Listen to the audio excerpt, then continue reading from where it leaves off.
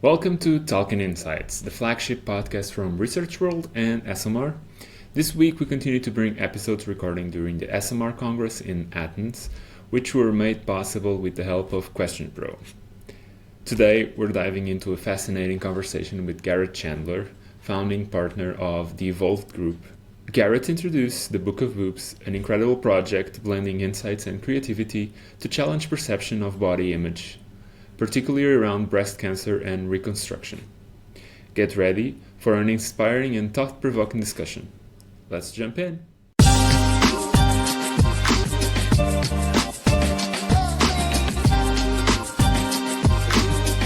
Welcome to Talking Insights. Today I'm here with Garrett Chandler.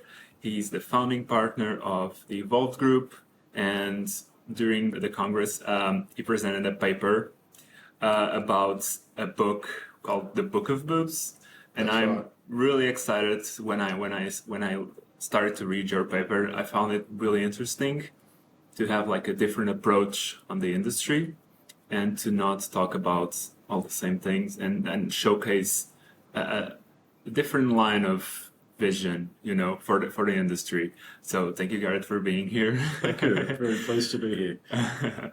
I was gonna start to ask how did you came up with the Book of Boobs? How did it start? How and why? Like how? Tell me the story about it. Yeah. It's actually a good story in itself because the Book of Boobs was created by Tony and Lou. Tony is a professional photographer, and Lou is a woman who survived breast cancer and had a reconstruction. And actually, in the Congress in Amsterdam last year, one of our people who we were presenting with introduced the two of us together. So we thought that was actually quite, relevant because it's all about stories this year. So our story started last year, and now we're back again this year. And our job was to, when we heard what Lou had done in creating this book to make women's experience of reconstruction and decision making so much better, we felt the technology we had and our ability to help them we just had to do it. It was great. Yeah. So it's almost like a full circle moment, right, for you guys. It totally is. Started last year and then presenting this year. Yep. How does the project kind of aims to change or try to change society in a with the norms around like body images and specifically like the way that we depict women's bodies? Like how do you try to like battle that? Yeah, well, the interesting part about this from our perspective is that our role as an inside agency that's supporting them is to give them, they're the experts in that. So Tony, as a photographer, her job is to bring images to life that will resonate with women, to be able to support the decision making. Lou, as a person who's gone through that, is helping her understand and put that book together. And our job is to provide insights about how to optimize that. My understanding of having gone through that process, and certainly I think Lou would say this herself, is that images today are either medicalized or sexualized, which means that the doctor might say, or the oncosurgeon might say, these are your options, go and Google it, or you might be able to find some images online, or here are some images, but they're not the right images. And often they cause more harm than good. So the idea they had to be able to create a really well put together, highly professional book to help women out, this is such a great idea. And then to be able to give them the feedstock to make it even better was really where we started. That's great. Like I love how it celebrates the diversity of the bodies, and like everybody's different. Like even if you don't go throughout tragic events, everybody's different. How has been the reception so far of the book and the project so far? Yeah, really good. So when we went through the process of doing the research, one of the things we did find out exactly what you just said then actually was that diversity was super important. So we knew from the feedback from the 126 women who we engaged with through our platform that one of the most important things was they could see an image that they themselves could relate to their own body. Now, there's a whole lot of different angles that one could look at that in terms of diversity to be able to achieve that. And then that flowed through in terms of what Tony's been able to do in terms of getting the right women of many different backgrounds, in terms of their ethnicity, in terms of their life stage, in terms of their self-identity, to be able to create that diversity. So the process of actually putting the book together is ongoing. It's actually going to be launched in Q1 2025.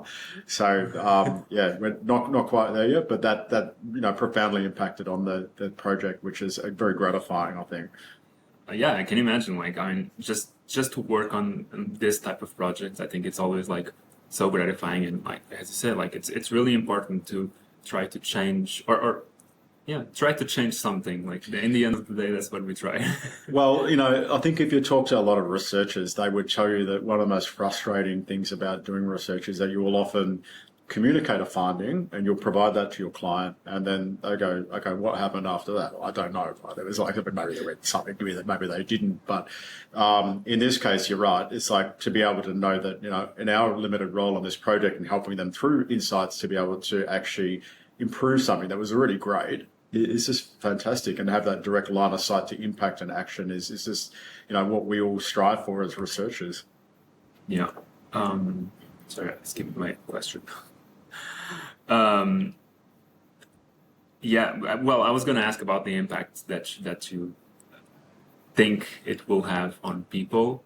I know that this is always so hard to predict, but how do you see, like people actually know? What I'm going to ask is, how do you see technology evolving so we can change the way that we see the bodies? So nowadays, like obviously with social media and all this technology, like the bodies are depicted in this type of ways. Like, do you see that technology will evolve, or do you see it already evolving in a way to depict in some other ways? That is a great question. And I think we started, so our thing is conversational AI. So we started doing this in 2018 to replace or augment human-to-human conversation. So market researcher talks to a respondent, have a chat, you get insights out, you generalize and you extrapolate, to replace that with a chatbot. And one of the things that we didn't understand was whether it actually would be a positive or negative thing for the respondent. But we did studies on end-of-life, sexual attitudes, pain and gender, and another one on gut health. And in every single one of these projects, we found that if we set the study up and make it anonymous, you get truthful responses. Now, in the market research industry, again, we all know that peeling back things like social inhibitions, social normalization, where people feel like, I don't really want to tell you that because you might judge me, and I'm afraid that you won't think I'm normal, or I will tell you what you think you want to hear because I'll get some positive reinforcement from you. Mm-hmm. When you take the human out of the equation, you can actually make people feel like, actually, no one knows who I am. This is an anonymous conversation. The AI can guide the conversation using good technique like laddering and probing to bring our inner monologue, our sort of what happens in here about our body image and dysmorphia and all those things to the surface in a way which is, we've been able to do some, I've learned myself so much about the human condition in the last 3 years because just listening to honesty, just the people saying, so many people are not happy with their bodies. So many people feel like they have, something wrong with them. They don't, because it's like on a spectrum, but they've never been able to express that to another person because it's too sensitive. Yeah. So that, that's the part of the onion, if you like, that we're peeling back and seeing what's underneath. Yeah. Yeah, no, I agree. Like, and if you do the anonymity of the situation, if you kind of peel back like the personal and don't target, let's say, someone, I feel like people will kind of get more honest, as you were saying. Do you think in the future we'll eventually, like the industry will go on that route of more non-targeting specific individuals and get like more clear answers or more truthful answers? I think there'll be different ways. I mean, I think what we're doing, I wouldn't be naive enough to think that we'll change all research. But since this industry started, there's always been a dichotomy between quantitative research, which is surveys, and qualitative research, which is talking to people and then inductively understanding and theorizing and then extrapolating from that. Typically, you do your qual versus your quant.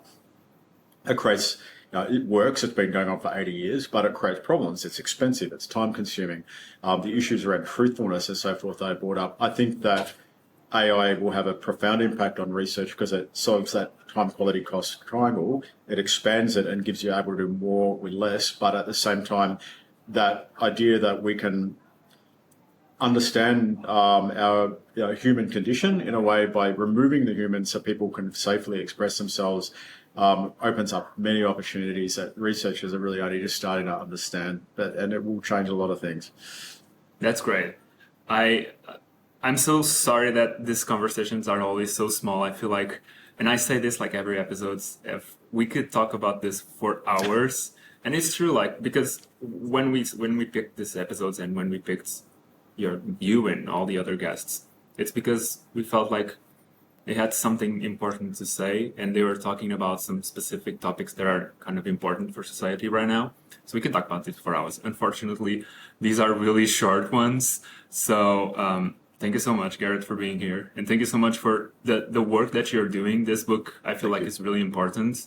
And even if it doesn't change the world, I believe it's going to change some way that some people will change, or some people see at least their own bodies, and I think that's beautiful. So I think you're spot on, right? There's 50,000 women a year in the UK alone go through breast cancer and mastectomy, and if we change a few of those and women are comfortable making those decisions about their body and don't feel any sense of regret, I will be extremely gratified, and I think we can actually do a lot better than that. So thank you. Yeah.